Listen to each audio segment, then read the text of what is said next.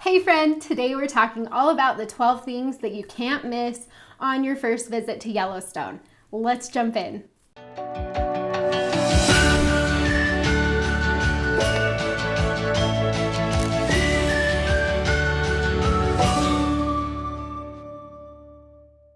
My name is Ash. I'm a former park ranger and the founder of Dirt in My Shoes.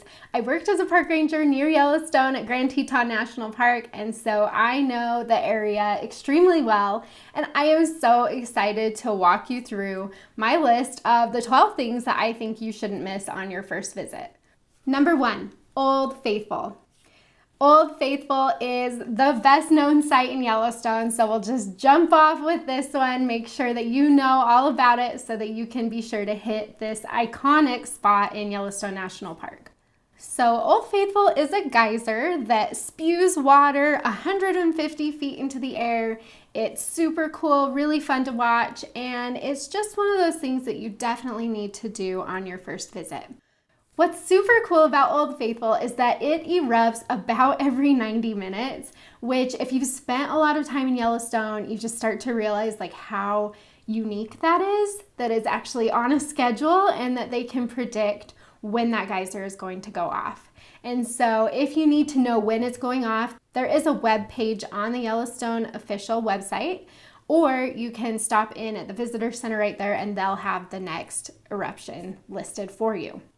I really love seeing Old Faithful, but I also love walking around the Geyser Hill area that's just right around there because there are smaller geysers that go off just randomly. So we've gotten really lucky and seen some really cool ones just while we're wandering around. There are some bigger geysers in the area a lot of people don't know about as well. And so if you can catch an eruption of Castle Geyser or Grand Geyser, those ones are equally as impressive, if not more, than Old Faithful. And those are right there in the area as well. And both of those geysers are on a schedule too. So it's pretty cool. You can hit a few different things while you're here in this area. And you probably imagine that Old Faithful gets really busy. It can be super hard to navigate around the area, know where to go, lose the crowds, not feel like you're just like scrunched in the middle of people while you're trying to see Old Faithful. And so if you need any help planning out your time at Old Faithful, if you're wanting to see some of the other geysers, or if you're just wanting to see Old Faithful from somewhere that isn't crowded with a bunch of people, then just be sure to click on over to Dirt in My Shoes. You'll find a Yellowstone itinerary that will walk you through everything that you need to know for navigating this busy spot. To get to Old Faithful, you will drive down here along the lower loop, and the Old Faithful area is right here. Number 2, Mud Volcano. Mud Volcano is one of my favorite places in the park. First of all, it's super smelly. You get that quintessential Yellowstone air that is like the rotten egg smell from all the sulfur. So that's kind of fun. It can be really overpowering, but it's just like an experience you need to have when you get to Yellowstone. So I like it for that. I also like it because it seems like everything in the Mud Volcano area is moving. It's spewing, it's steaming. There's just a lot of really cool things to see. And so it's also a favorite place for me to take my kids. So my favorite thing in Mud Volcano is the Dragon's Mouth. That is just super cool as it pushes steam out of a cave and the water comes out.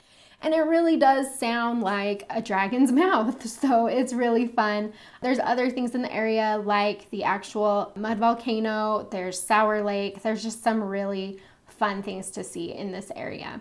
There is a short trail, it's about 0.7 miles round trip. It's a loop that goes through the Mud Volcano area. It does get steep, and so a lot of people don't take that trail. I really like to be back there where there's just less people, and so it's really nice if you can do that. If not, you can still see a lot of things from the boardwalks before the trail starts to go up the hill. The Mud Volcano area is also in one of the wildlife hotspots in the park, and so as you're driving to and from Mud Volcano, it's really common to see wildlife in this area, especially bison who move through and spend a lot of time here. Mud Volcano is found in between Canyon Village and Fishing Bridge, so you'll find it right along here as you drive through the Hayden Valley. Number 3, Uncle Tom's Trail. The Uncle Tom's Trail is one of the most historic trails in the park. It's basically just a set of creaky metal stairs that go down the cliff that give you a really cool view of the Grand Canyon of the Yellowstone River and the lower falls. So Uncle Tom's Trail is 0.6 miles round trip. It's really short, but it is strenuous because you are going down 328 stairs and then you've got to come back up those, which can get a little tiring. So take your time, but as you get down to the bottom of the stairs, you'll have beautiful views of the 308-foot lower falls. And so this is a really popular stop, but it's just one of those trails that is so iconic and so fun and really rewards you with some incredible views. Uncle Tom's Trail is located in Canyon Village, which is right here. If we do a close-up though, you'll see that it's found here along the South Rim Drive. You'll see a large parking lot for the Uncle Tom's Trail here. Number 4, Geyser Hill. So I mentioned earlier when I was talking about Old Faithful that you can go and explore Geyser Hill at the same time. And so this is the area kind of back behind Old Faithful where you can go to see more hot pots, more geysers, more interesting things, lots of beautiful colors. There's just boardwalks all around here. And so I definitely like to take a few hours to explore this area further. So the area around Geyser Hill is just a whole bunch of boardwalks, and you can really take whatever route you want. You don't need to stick to anything specific, but some of the most popular things in the area are Grand Geyser, Castle Geyser, you've got Daisy Geyser, you've got Spasmodic Geyser, Beehive Geyser, so there's a lot of things you can see in this area. This is also where you'll find like the Morning Glory pool and other really pretty colorful pools in Yellowstone. The actual Geyser Hill loop is 1.3 miles round trip, but you can make it longer again by just adding in more points of interest that connect into the main loop. And so you really can spend hours here just exploring around and seeing what you can find. Geyser Hill is located behind Old Faithful. So if we look at the close-up here, you have Old Faithful here, and then you'll just walk on the boardwalks back behind to find Geyser Hill here.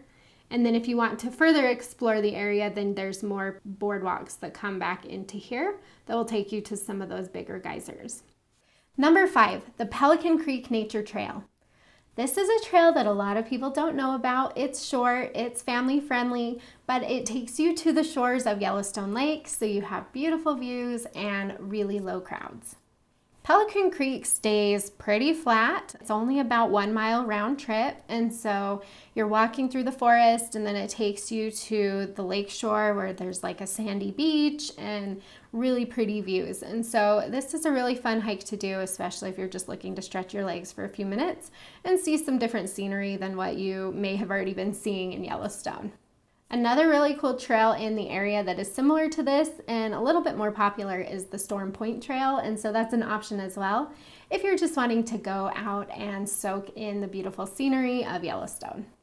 The Pelican Creek Nature Trail is located in the Fishing Bridge area of the park right over here, and you'll just drive east of Fishing Bridge for about 1.5 miles and you'll see the small parking area on your right. Number 6, Artist Point. Artist Point is the most iconic view of the Grand Canyon of the Yellowstone. And so this is the view where you get just those really steep yellow cliffs, and then you've got the lower falls with its green stripe through the middle, just flowing down into the canyon. So this is a great place to go if you're hoping for that iconic view of the lower falls. This viewpoint just requires a short walk to get to the canyon's edge. It is wheelchair friendly. It's short, it's flat, it's paved, and so it's good for wheelchairs and strollers and families. This area can get really busy as well as other places in the Canyon Village area. And so just keep that in mind as you're making your trip plan, that you will want to plan for more crowds here. This is another area of the park where it's just really useful to have a good solid plan so that you're not just circling parking lots and trying to get in there to do things. And so if you want help with that, I have a Yellowstone itinerary on Dirt in My Shoes that you can use so that you can navigate this area successfully. Artist Point is located in Canyon Village, which is right here. but looking at the close-up, you'll take the South Rim Drive all the way to the very end to find Artist Point out here. Number 7, Lamar Valley. Lamar Valley is the best place to go in Yellowstone if you're hoping to see some wildlife. You can see almost everything here, and it is just such a fun experience to drive through this area and find some really cool wildlife sightings. So when I've been in Lamar Valley, which we pretty much try to do on a yearly basis, we've seen bears, wolves, bison, pronghorn, elk, bighorn sheep.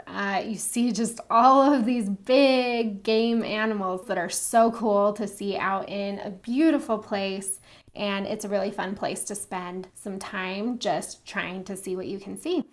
You're going to get the best wildlife viewing opportunities at dawn or dusk, or kind of the hours surrounding those two times. And typically you'll want to have like binoculars or a spotting scope with you, because a lot of times you will see things, but they won't be that close to the road. And so it's really helpful to be able to look through something to magnify what you're seeing. The Lamar Valley is the best place in Yellowstone to try to see wolves. There are some packs that live up in here that you can often have good luck seeing. If you're really wanting to see wolves, then you may want to come back in the winter when it's easier to see them. But I've seen them in the summer, I've seen them in the fall, I've seen them in the spring. So it really doesn't matter if you're there in the summer. Still, it's worth driving up there and trying to see what you can see, because you will see something. As a side note, I know that seeing wildlife in Yellowstone is super exciting. Please just make sure that you give anything that you see some space. You need to stay at least 25 yards back from a lot of these bigger game animals that are dangerous and wild. So keep that in mind. It's easy to get wrapped up in the excitement of all, but please just make sure that you're giving these animals the space that they need. The Lamar Valley is located in the northern part of the park, and it's just basically this long road here takes you all the way through the Lamar Valley, which is this whole section of the park right up here. Number 8, Grand Prismatic. Grand Prismatic is Yellowstone's biggest hot pool. It is so beautiful. I can't wait for you to stop here and see it yourself, but there are a few things that you'll want to keep in mind. So there are actually 2 good ways to see Grand Prismatic. The first is to park at Midway Geyser Basin, and then you can walk on the boardwalks that go next to the hot spring. The other way to see it, and the way that most people prefer, is to hike to the Grand Prismatic overlook, and that gives you a bird's eye view of the spring. And so that's typically the photos that you'll see as you're looking for things to do in Yellowstone. They're taken from the overlook so that you can see those gorgeous colors flaring out, and you can see it much better from above than from right next to it. The hike to the Grand Prismatic Overlook is 1.2 miles round trip. It doesn't start from the Midway Geyser Basin, which is where most people know to go to see Grand Prismatic, and so you will want to start from the trailhead at Fairy Falls to get to the overlook. But I definitely recommend doing both. As you walk next to the boardwalk, it's really interesting to get a close-up view of the bacterial mats that are there making all the colors, but then also to stand above it so that you can get those iconic photos. Grand Prismatic is located near Old Faithful, and so you'll just go a little north of Old Faithful here to the Midway Geyser Basin if you're wanting to walk along the boardwalks that go next to Grand Prismatic. If you're hoping to hike the Overlook Trail, then you'll need to go a little bit further south of the Midway Geyser Basin and park at the Fairy Falls Trailhead and then hike in from there. Number 9, the Norris Geyser Basin. Norris is the hottest part of Yellowstone, and so you get a lot of really cool colors that you don't see other places, tons of steam, and a lot of things are just moving and bubbling, and so it's a really fun place to come and to see better what heat can do in these hot pools. The Norris area has 2 different loops that you can walk, the Back Basin and the Porcelain Basin. The Porcelain Basin is shorter. It's the more popular trail of the 2. That's where you'll see some of those really beautiful pastel colors that you just don't see anywhere else.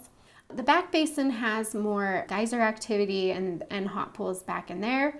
And again, it's the quieter area of Norris, and so that's a really nice place to go if you're wanting to get away from the crowds of Porcelain Basin.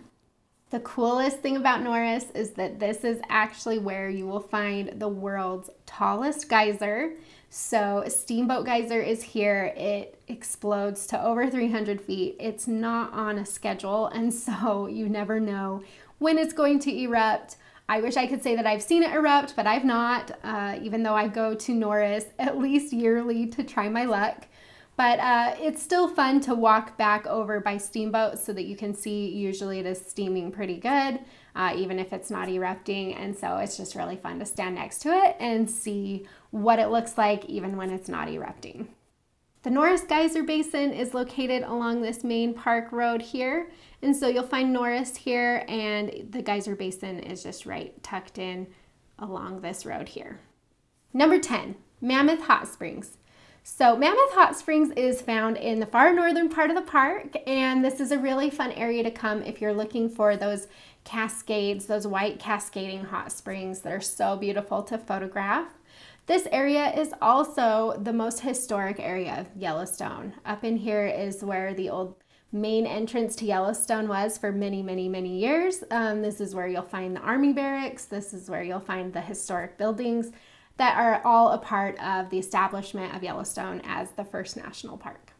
The thing I love about Mammoth, beyond just the beautiful mineral deposits and the water going down the side of the hill there, is that there's just so much history in this area, and so it's fun to walk around. It's fun to be up here and just see the beauty and the history all together in one. The other thing that I really like about this area is that we do typically see a lot of wildlife up in here, especially elk during the fall. So it's really fun to come up here and try your luck at seeing some elk, or we'll see bears in this area sometimes. And so it's a great place to come if you're hoping to see wildlife as well.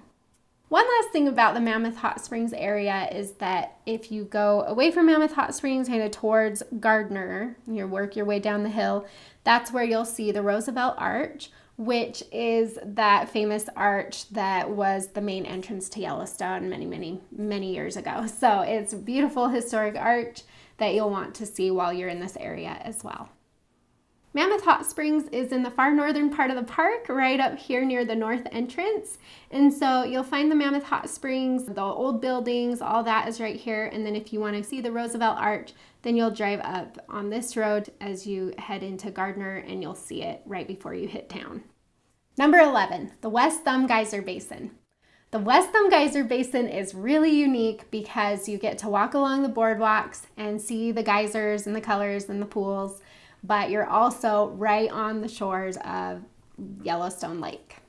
This area is really unique because you're right next to the lake, and in some instances actually you have geysers that are down in the lake, and so that's really cool. The geysers here don't usually do much. A lot of it's more just seeing the hot pools and the beautiful colors. But I have seen some of the lakeshore geysers kind of spewing and bubbling a little bit, so it's a really fun area to visit. The West Thumb Geyser Basin is found at the bottom of the lower loop, so you'll see it here right on the shore of Yellowstone Lake, right near the Grant Village area. Number 12, the Lamar River Trail. Okay, so I told you how much I love going to the Lamar Valley to see wildlife, but one of my favorite things to do while I'm here is to get out and to hike for a few minutes, just to be out in the beautiful scenery and to try my luck at seeing some wildlife.